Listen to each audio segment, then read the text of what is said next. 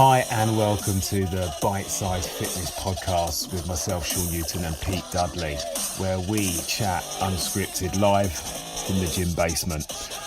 Listen in, hope you enjoy.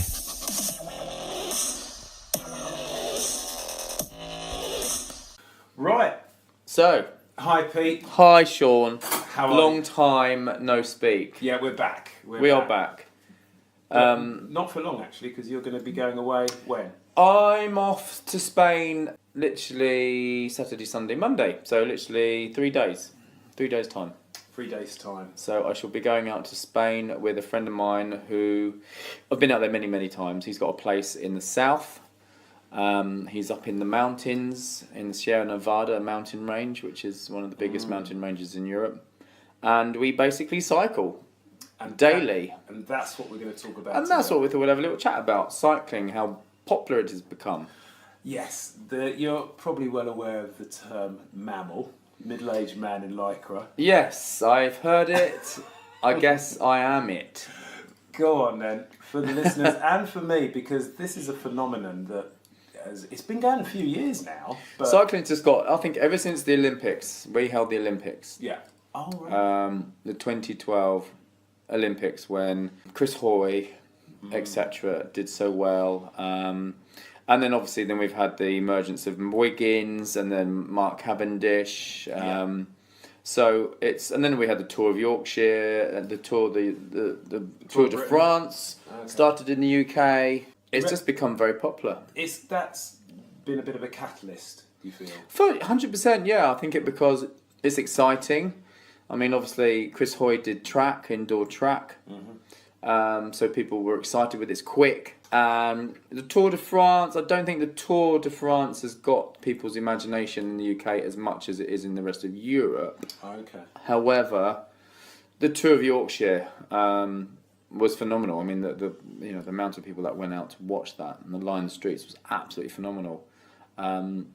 So it has gained huge interest. And I got into road biking about 2012 after being a long-term mountain biker. Okay. But I always was interested in road biking, and I was always quite interested in the Tour de France. And then I got lent a bike in 2012 because I met up with a friend of mine I met who I did. I don't know if I mentioned this before. I did 3 marathons back to back in the Jurassic Coast. But this was the lead up to the Marathon des Sables that I ran.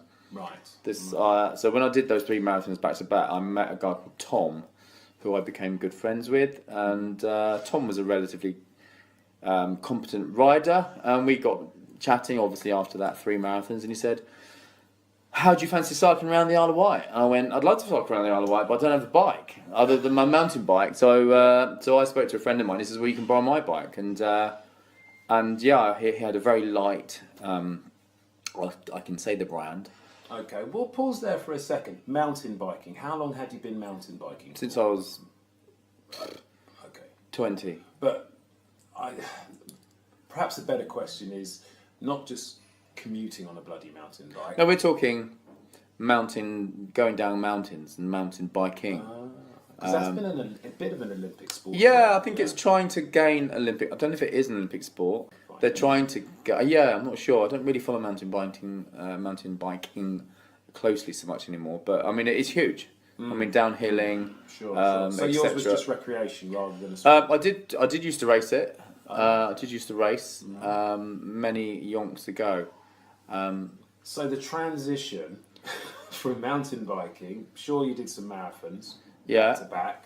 Met up with Tom. Met up with my mate Tom, who I met obviously doing the marathons. He was an emerging triathlete as well. So, and we, after we did that challenge, he said, we obviously kept in contact, and he said, we should do something more cycling. And I said, yeah, I'd love to. I think I'd like to get into road biking. And he said, well, let's cycle around the Isle of Wight, which is 65 miles around in the circumference. Would this been your first time? This was the first time, yeah. So, and I borrowed my mate's bike, which I felt fitted me, but obviously now I know about road biking, you do need to get a bike fitted to your body size. I mean, I fitted it in terms of I put the saddle up, and I thought that's about right. But in terms of the frame length, now I look back, the frame length was too long, so I was reaching a little bit too far onto the handlebars, but I didn't really think too much of it back then, and I absolutely loved it. I love the purity of it. I love the speed, the precision.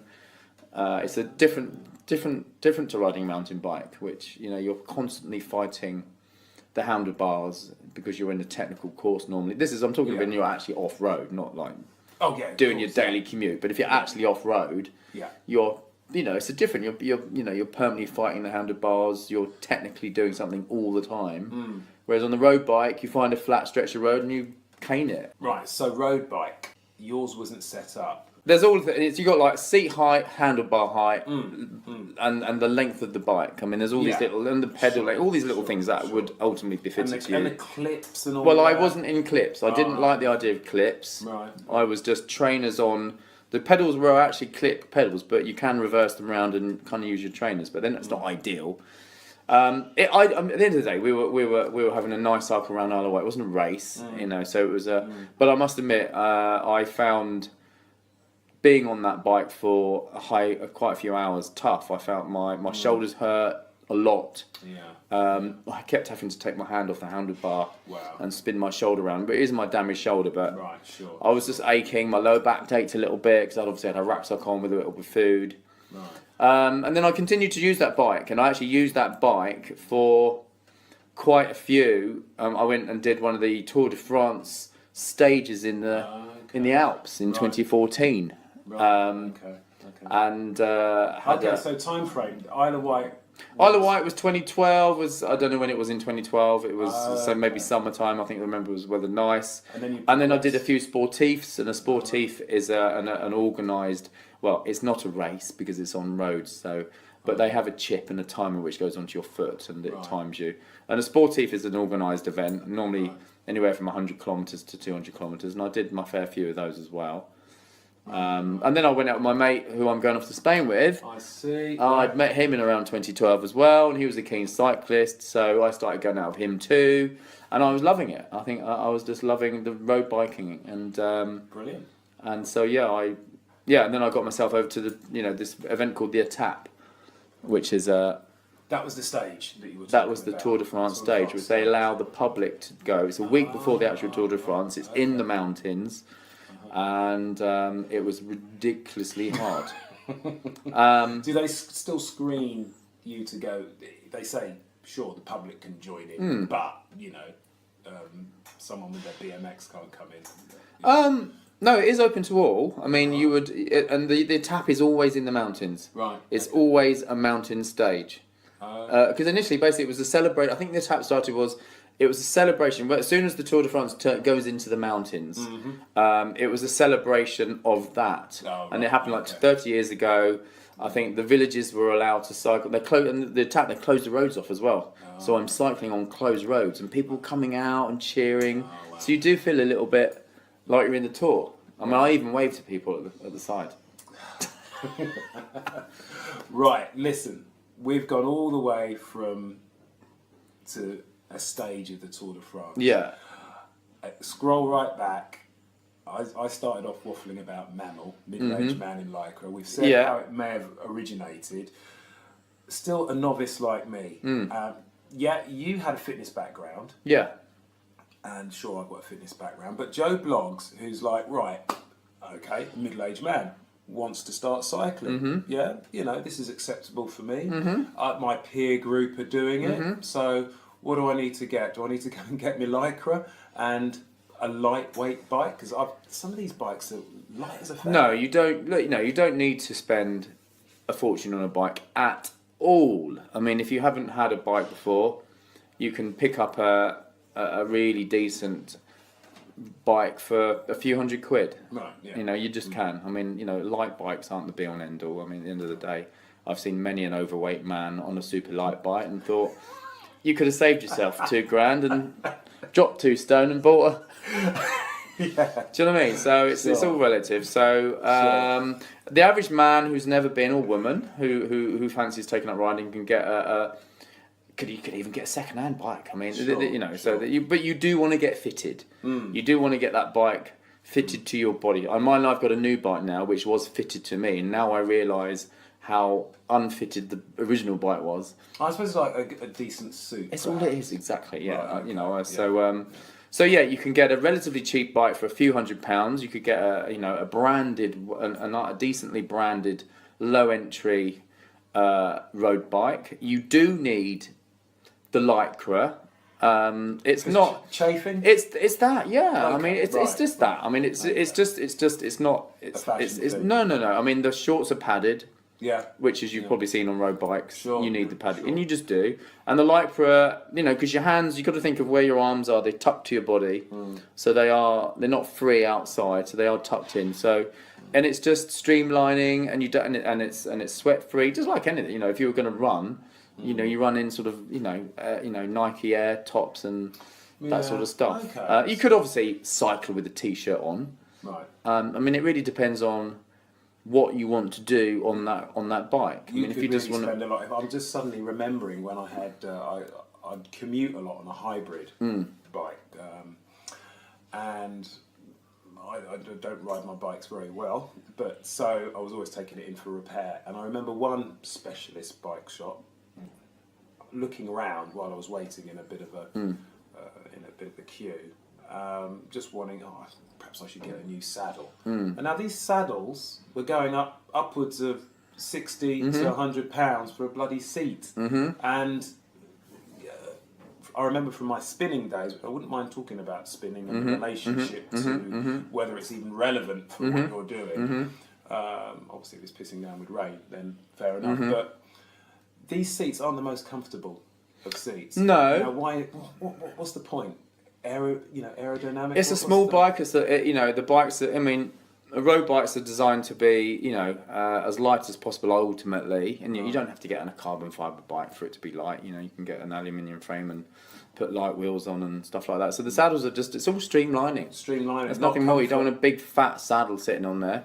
There's no reason ultimately why you couldn't have a big fat sprung spongy saddle. I mean, there's no reason at all. Hence the padded shorts. Yeah, the padded shorts. I mean, I think a lot of people get on a road bike for the first time, find it quite awkward. You've got the drop handlebars and you've got the brakes on the side now, like the flappy gear pedals on a Ferrari. You're changing up in gear on the side of the bike, up and down on the left, up and down on the right. I guess I suppose I'm a bit more detuned to it. I mean, it's. I think I've also got a numb bum. Right. And I think the nerves have decided to go in my derriere, so I actually don't even worry about the seat anymore. But every now and then, you can just get off the saddle. You can stand up on the pedals, and that makes a huge difference if you do that throughout the ride. We're gone technical. What is the thrill of it? Is it? For me, it's the speed and the accuracy. It's like a dart. Oh wow! You look at. It's more than just. You look at a rally car. Is a mountain bike and an F1 is a road bike. You look at what they both do. The rally car is jumping around all over the place, skidding, going over here, going over there, jumping about, doing something all technically going crazy. That steering wheel's going mental the whole time. His route is different. Every 5 foot, that car's doing something different. Yeah. Whereas you look at the F1 car, it's speed. That's what you notice. If you look at a rally car, this is my analogy between you look at a rally car. It's doing something different all the time. Twisting, spinning, going everywhere. It's a technical blast. And that's what you're watching. You're looking at the mastery of that driver. He's going in and out and all this sort of stuff. The F1 guy, yes, there's technicality going on. It's all about speed, lines, precision, taking the apexes, booting it down the straight.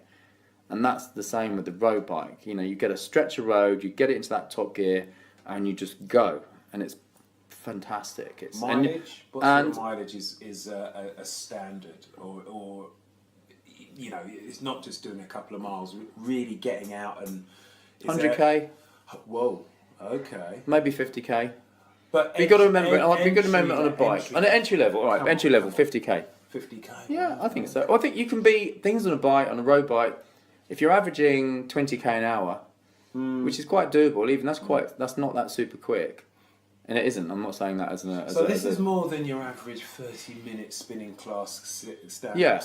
Yeah. I know it's a poor comparison. You can get out into the country on a road bike. You just get yourself out. In an hour, you can be 20k away. Right. And so you're saying in excess of an hour, And is there the experience different once you start going over 30 minutes, an hour, that sort of thing? Was it difficult because you come from a fitness background? You said, sorry to interrupt, but you did say back when you were doing the Isle of Wight, your shoulders were aching. Yes, you had an old injury. Yeah, I mean, the fitness background, it's like saying you can become a very sport specifically fit for things. True. I mean, like, I'm very good on the bike. I can run. You put me in a pool, I could do 2 25-metre lengths, and I am absolutely trashed. Yeah. I can swim, but I'm absolutely trashed. So you think, well, you're fit. Well, I am fit for that, but I'm not fit for that. So the same thing with the biking. I'd always cycled. I'd cycled since I was 5. Yeah. But I hadn't done a lot of road biking, not on that, and certainly not 100 kilometres, which was the 165 miles is. Yeah. And so that was, ultimately that was typically me. I went from cycling up and down Madeira Drive on this road bike to doing 100 kilometres. So it was the length of time I was out on a new bike, which was obviously not quite fitted to me, which caused more the aches. And so, as I say, the new bike I've got fitted to me, and obviously I'm clipped in now. Yeah. So that makes a difference, and that's another reason why it's pure, because you're kind of bolted to the bike. So your little question there on how does it feel when you start getting into the bigger distances, when you're kind of part of the bike. This is all going to get a bit deep, but I do feel part of the bike. I do feel a bit part of the bike because I am clipped in. Yeah. So I am making this thing go, and I feel like a piston, and you literally just feel part of the bike. My legs are metal, the bike's metal. You know what I mean? I'm all part of it. Experience. Yeah. And when you get, it's like, I think when runners high, you call it the runners high. Maybe that first 5 kilometers is horrible, the first 10k is horrible, but there are those moments when you're going endurance and you suddenly get that 20k run, and you actually get that feeling of like, wow, that feels great. Same with the road bike. You start getting the ability to go out for hours, and you do get a sense of this is flowing, because the flow happens at that point. Wow. It's the flow. Wow. And then you feel that you could just go. As long as you've got enough food. Yeah, I mean, I absolutely love it. It's a passion, Okay. So I'm going to be spending, every day next week with Santi cycling around the mountains. Every day we'll go out. I'm going to land there about 9 a.m. in the morning. We'll go and get some breakfast, and then we'll go out in the afternoon. Get loads of photos, record it. Yeah, it's all going to happen, But it's a beautiful, pure sport, and I recommend it to many people. Let's talk some more when you get back. Yeah, let's do that. And we can talk about crash helmets, my crashes which I've had, the importance of having crash helmet. The one time I didn't have a crash helmet and fractured my skull. There's your safety message. There's your safety message. Wear your helmet, but we'll chat about that when I come back. Nice one. Yeah. Until next time. Take care. Bye. And there we have it. Thank you very much for listening, and hope you enjoyed that. And do feel free to reach out to myself or Pete with any questions or suggestions for these mini bite-sized podcasts. On the email, it's pete@ptpete.com. On Instagram, it's ptpete150, or you can catch me on Instagram at SeanBFit. Speak soon. Bye.